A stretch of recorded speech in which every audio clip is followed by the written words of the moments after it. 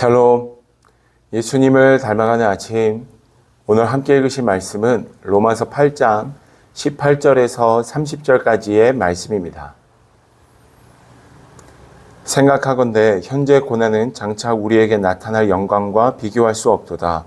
피조물이 고대하는 바는 하나님의 아들들이 나타나는 것이니 피조물이 허무한데 굴복하는 것은 자기 뜻이 아니요 오직 굴복하게 하시는 이로 말미암음이라. 그 바라는 것은 피조물도 썩어짐의 종노릇 한 데서 해방되어 하나님의 자녀들의 영광의 자유에 이르는 것이니라. 피조물이 다 이제까지 함께 탄식하며 함께 고통을 겪고 있는 것을 우리가 아느니라. 그뿐 아니라 또한 우리 곧 성령의 처음 익은 열매를 받은 우리까지도 속으로 탄식하여 양자될 것 곧 우리 몸의 속량을 기다리느니라. 우리가 소망으로 구원을 얻었음에 보이는 소망이 소망이 아니니 보는 것을 누가 바라리요. 만일 우리가 보지 못하는 것을 바라면 참음으로 기다릴지니라.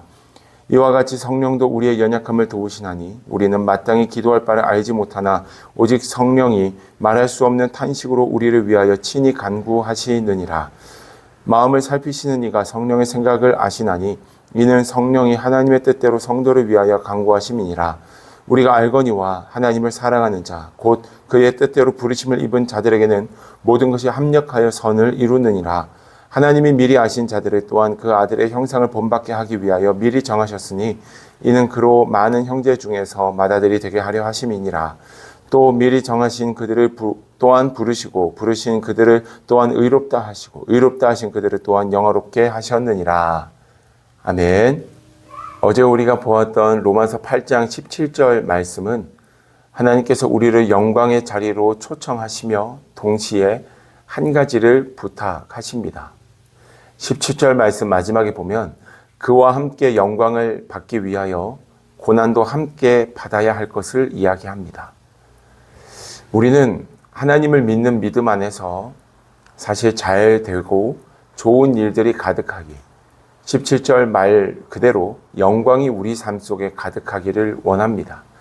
하나님을 따라가면서 좋은 일이 있길 원하지 슬프고 힘들고 어려운 일이 있길 원하는 사람은 아무도 없습니다. 그런데 오늘 17절 말씀에서는 그 고난의 시간을 함께 잘 견뎌야 함을 또한 이야기합니다. 그저 좋은 일이 일어나는 것이 아니라 고난과 슬픔 속에서 우리에게 말씀하시고 우리에게 찾아오시는 하나님을 경험하는 신앙이 우리의 믿음 되어야 함을 말해주고 있는 것입니다.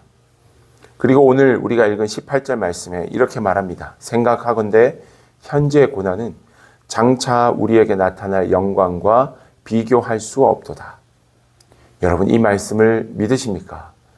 지금의 어려움과 지금의 고통, 이 힘듦의 모든 시간들은 앞으로 우리의 삶 속에 하나님이 부어주실 영광과는 비교할 수도 없다라는 것. 여러분들은 정말 이 말씀을 믿으십니까? 이 말씀을 믿으시고 그 영광의 은혜를 구하고 바라보며 기대하는 마음으로 고난 속에서도 주님과 함께 넉넉히 이기는 은혜가 우리에게 있게 되기를 축복합니다. 또한 주님께서는 약속하신 것이 있는데요. 그 고난 속에 홀로 두지 않음을 말씀하십니다.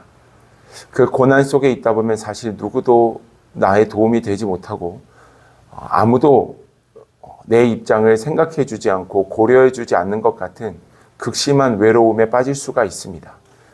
도대체 이 고난이 왜 나에게 왔는지 하나님을 원망하게 될 수도 있습니다.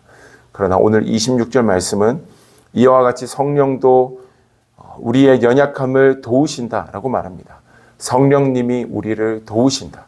그 고난의 한복판에서 우리가 넉넉히 이길 수 있도록 도우시는데 어떻게 도우시느냐면 우리가 마땅히 기도할 바를 알지 못할 때 너무 힘들고 고통스러워서 기도할 바를 알지 못하는 그때 성령께서 말할 수 없는 탄식으로 끓는 심정으로 우리를 위하여 간구하신다라는 것입니다. 여러분 제가 단독 목회를 하다 보니까 느끼는 바가 있다면 참 많은 분들이 섬겨주시고 사랑으로 베풀어 주시는 것들이 참 많구나라는 것, 고마움과 감사의 마음이 너무 크다라는 것을 깨닫게 되면 동시에 여기에서 끝이 아니라 기도해 주시는 분들을 만나게 될 때 더없이 감사함을 느낍니다. 기도만큼 가장 좋은 선물은 없는 것 같습니다. 오늘 본문의 26절이 우리에게 말하는 것이 있다면 성령께서 우리의 연약함을 위하여 말할 수 없는 탄식으로 간구하신다라는 것. 우리가 차마 기도할 수 없는 그때에 우리를 위해서 간구하시고, 그 주님의 기도는 우리의 인생과 상관없는 기도가 아니라 이미 우리의 삶을 살피시고 우리의 마음과 우리의 생각을 이미 다 아시기에 하나님의 뜻을 위한, 하나님의 뜻대로 이루어지기를 간절히 구하며 우리를 위해 중보하시는 분이 성령님이심을 이야기합니다. 그렇게 우리는 비로소 고백할 수 있습니다.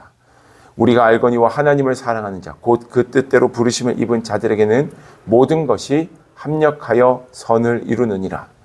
이 고난의 때도 하나님이 이루어 가시는 아름다운 선, 하나님께서 하나님 되심을 드러내는 복된 시간이 되겠구나라는 것을 우리는 그 고난의 한복판에서 깨닫게 되고, 그 고난의 시간을 넉넉히 이김으로 하나님의 영광에 참여하게 될 것을 말합니다.